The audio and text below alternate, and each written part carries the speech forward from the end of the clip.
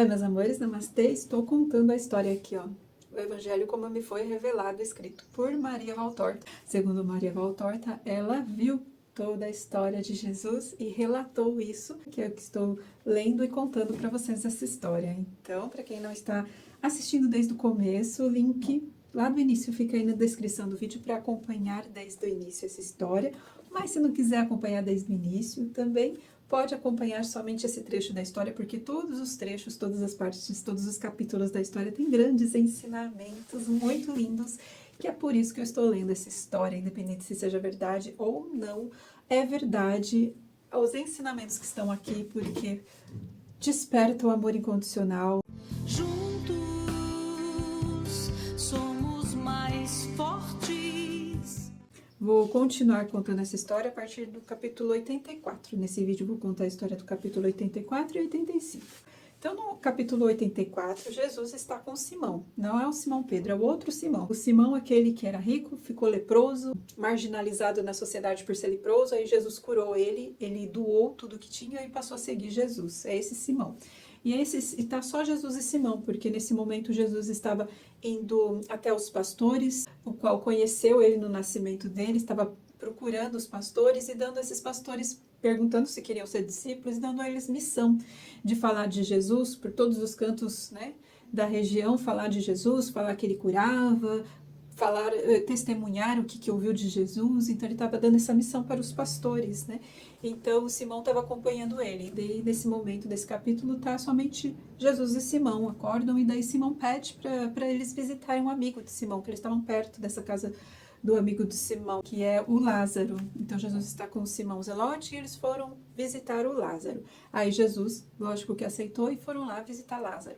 Lázaro, ele era rico, mostra assim na história que ele era muito rico para a época, então ele tinha vários servos, empregados, então eles chegam bem cedo. Aí Jesus é muito bem recebido por Lázaro, que se ajoelha diante de Jesus, porque Simão já tinha falado de Jesus para Lázaro, e Lázaro queria muito conhecer Jesus, e Lázaro conhecia Simão, sabia que Simão nunca mentia, sabia que Simão falava a verdade. Então Lázaro já acreditava que Jesus era o Messias, o grande Salvador. Então ele foi muito bem recebido por Lázaro. Lázaro era muito magro, e uma tristeza profunda, ou seja, mostrando nessa parte da história que a partir de Lázaro ser muito rico, ele não era feliz. Aí Lázaro é um homem muito instruído, porque como ele é fraco, meio doente, ele passa o dia no jardim lendo livros, então ele lê muitos livros, né? Então Lázaro começa essa parte do capítulo, Lázaro conversando com Jesus, né, de uma forma mais profunda sobre os ensinamentos. Aí Lázaro pergunta para Jesus a respeito do mundo, que o problema é o mundo, que o mundo é rebelde. Aí Jesus fala assim, não é o mundo, não é bem o mundo, é a força do mundo, o qual chamamos de Satanás. Então no mundo há uma força chamada Satanás, e essa força chamada Satanás, se ele não fosse o dono dos corações das pessoas, e se não conservasse a posse do coração das pessoas, eu não encontraria aqui tanta resistência. Eu devo vencer esse mal no coração de cada um, para colocar no lugar de Satanás o bem, o amor. Mas nem todos vão querer, tipo assim, não entender que são poucos os que vão aceitar, né, tirar a posse do coração de Satanás, tirar o Satanás do coração e colocar como dono do coração Jesus. O que o Satanás oferece é muito tentador. Aí Jesus explica, né, sobre a força, essa força do mundo que é Satanás, que ele oferece coisas que são muito boas, oferece dinheiro, oferece poder, oferece coisas que são fascinantes, prazeres, e essa sedução faz com que as pessoas se prendam nesses vícios, e uma vez que fica preso, aí não consegue mais sair. Ele fala como se fosse uma areia movediça, e quando você é engolido por essa areia movediça, aí então Satanás começa a mostrar sua verdadeira intenção, sua verdadeira face, que ele prende, ele não solta, ele escraviza, e não solta de jeito nenhum. E Jesus falou assim, minha misericórdia é como se fosse uma corda. Tem essas pessoas lá sendo sugadas, puxadas por essa areia movediça. A minha misericórdia é a corda, eu jogo a corda, mas não são todos que vão segurar, se agarrar nessa corda para que eu possa puxar e lhe tirar da areia movediça, porque os benefícios dessa areia movediça são seus vícios, a sua ganância, o eu qual ele se identifica, são coisas que é difícil ela querer se soltar, né? Então ela prefere aquela coisa a miséria suculenta, a areia movediça, Satanás é aquela coisa da miséria, mas também é suculenta. Então essa parte do suculenta ninguém quer largar a mão. Então, tipo, a minha misericórdia é jogar a corda, mas é da vontade de cada um se agarrar ou não essa corda, porque existe o livre-arbítrio, o respeito à liberdade. Aí tem uma parte aqui de uma coisa que Jesus falou que eu achei bonita, vou ler aqui, que ele falou para Lázaro, né? Se relacionar não é pecado, se você se relaciona santamente. Trabalhar não é pecado, se o trabalho é feito com justiça.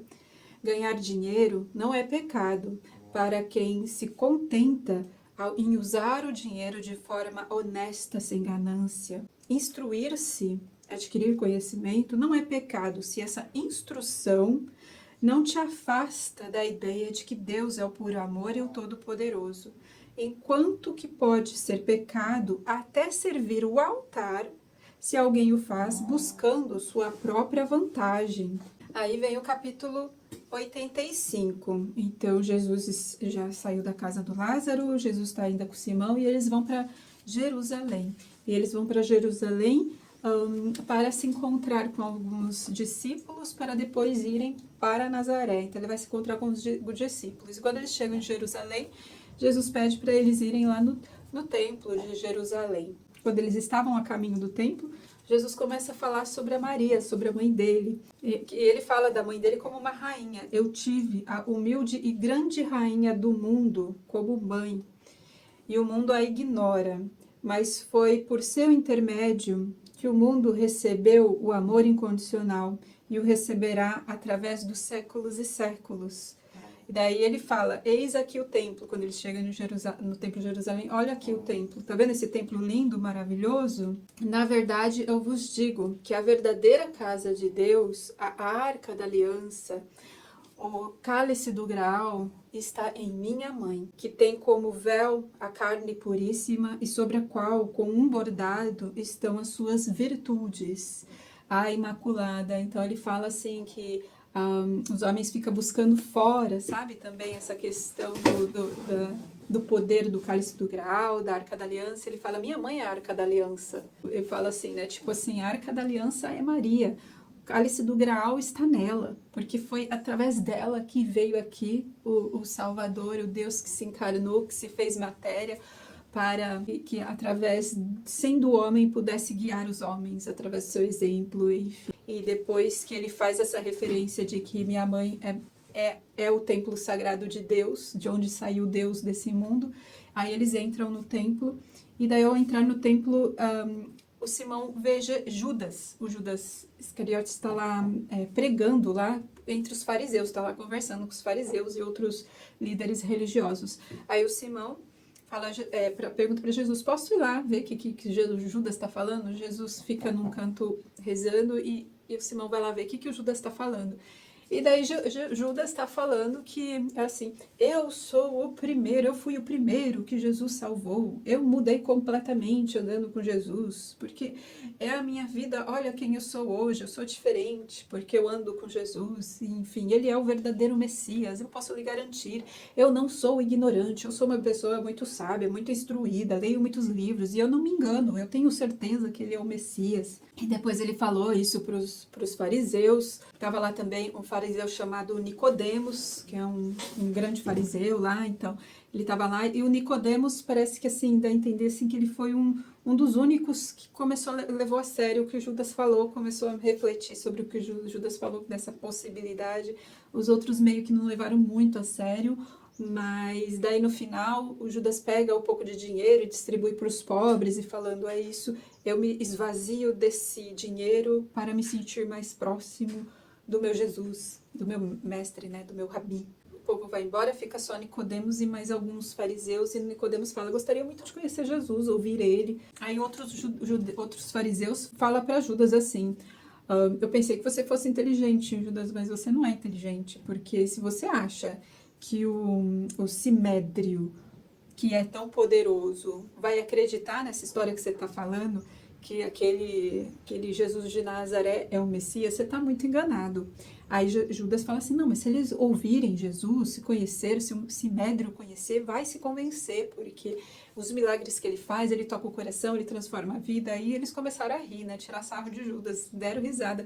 Você é muito, muito ingênuo, muito burro, Judas, porque nunca que o Simédrio vai aceitar que esse homem é o Messias, independente do que ele fala ou faça, ele não vai aceitar. E daí eles falam, Deus te proteja, Judas, para você não sair falando, mas para que você pare de falar essas coisas, senão você vai ser perseguido, e vão embora. Aí o Simão vai lá para Jesus contar para Jesus, Jesus, olha, eu peço perdão porque eu fiz mau julgamento do Judas, eu pensei mal de Judas, eu julguei mal Judas, ele falou super bem de você, ele estava pregando suas palavras, falando bem de você para os fariseus, ele foi muito corajoso, ele teve coragem que eu talvez não teria e nenhum de nós discípulos teria, porque ele enfrentou os fariseus e falou, te defendeu, deu dinheiro para os pobres, e eu estava fazendo um mau julgamento do Judas, então eu peço perdão.